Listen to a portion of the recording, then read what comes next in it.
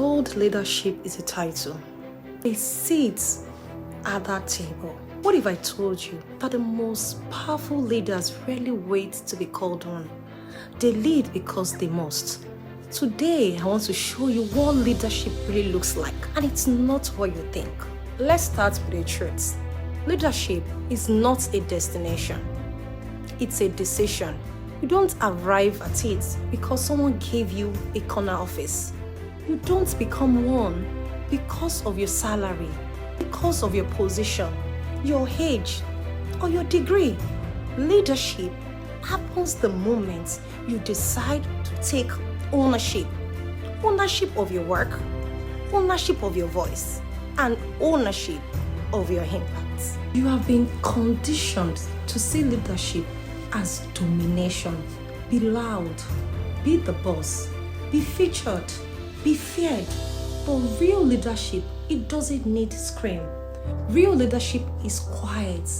Courage, it's being willing to stand for something even when no one is watching. It's being the first to act, and sometimes being the last to take credit.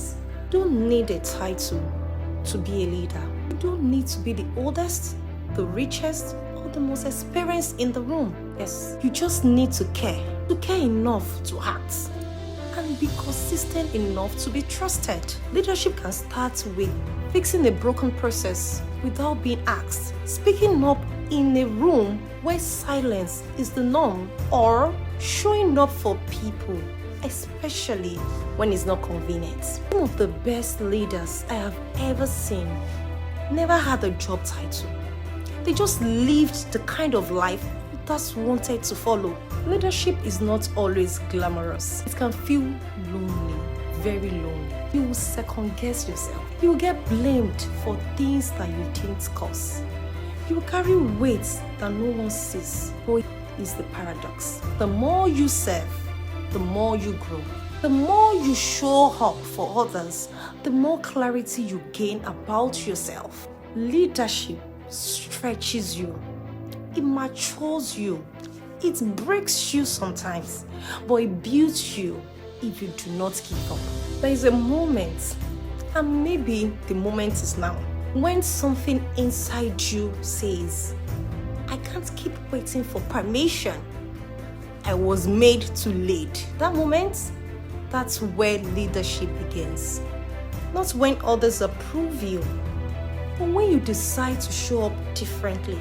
When you decide to take responsibility, not just for tasks, but for the energy, the direction, and the people around you.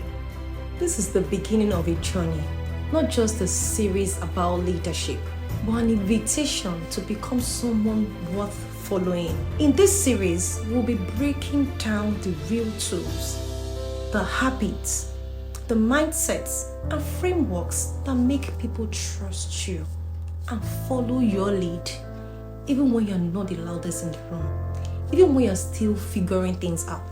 The next episode, we will dive into what really makes you a leader.